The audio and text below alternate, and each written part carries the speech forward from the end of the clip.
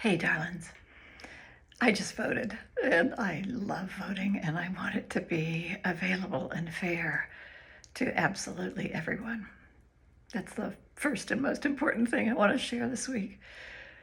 I want to just speak for a moment about that voting experience because there are a lot of people on the primary ballot at this time, and I had done my homework and I'd gotten some really good analysis and recommendations from people I trust, and the poll workers were so kind and so happy and glad to be appreciated. And when I ran across some offices that I was voting for that I didn't have recommendations for, I took the time to do a little research right there in front of the ballot box, um, and it felt really good. And the best moment, in all honesty, because it was the most human moment, was when I was walking over to put my ballot in the ballot box, and I was looking at the I voted stickers, and I said to the poll worker, I can't decide.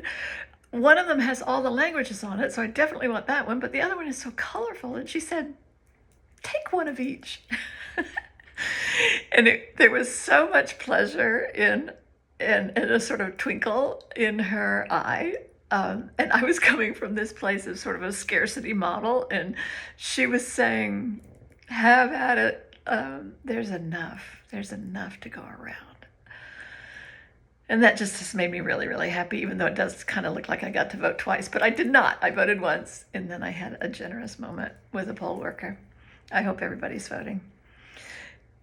Here's the thing that is on my mind and my heart these days, and it relates to voting as well, but it's fundamentally this.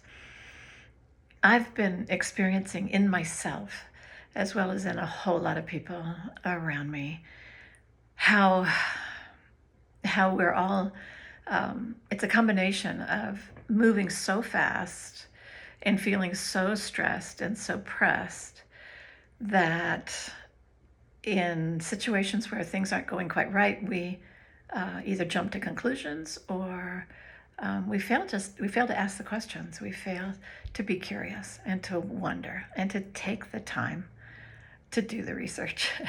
And often that research is really that human moment of reaching out to each other and saying, hey, I'm confused. What's going on? Or, hey, is this the way it's supposed to go? Or, hey, something doesn't feel right here. Are we okay? And all those kinds of things, right? It's the relational piece. It's the curiosity that says we don't know everything, and it's the sense of enough time, because we value it so deeply, that we will do the work to be curious and to ask the questions. It's something I need to remind myself over and over and over again, and it's something that I'm sensing among so many of us, because feels like there's so little that we can control that really, really matters to us. And so I think we want to streamline our thought processes, maybe, and our decision making, and shut down a little bit so that we don't have to look at all the nuance, and also try to set aside or tear off the uncomfortable feelings where we have the power to do that, because there's some things that are so profoundly unhappy and uncomfortable and unfair right now, and we don't have as much control over that until and unless we all show up for it. So I'm just thinking how our pausing in these intimate moments, these person to person, these relational, local community moments, to ask the questions, to check in with each other, to notice when we're telling a story that we don't really know is accurate, even though we think we do, but because it makes sense to us. It's natural that we would build a story on whatever information we have, but real life, I think, real living, real wholehearted, whole, open-minded living that values putting love at the center also recognizes that we don't We don't. We can't know all that's going on for another person or another group. And so I just want to invite us to pause and take a breath and notice in ourselves where we don't know. Notice in ourselves where we may have been rushing past something or saying maybe that doesn't matter so much because I haven't been getting feedback on it anyway, so who cares?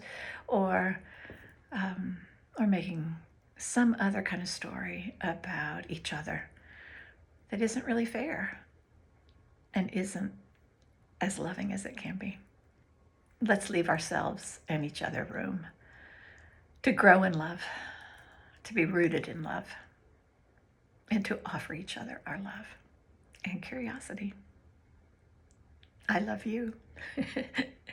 Even those of you I don't know personally, I do. I love you. I hope we see each other here or someplace really soon. And I hope all of us who can are voting.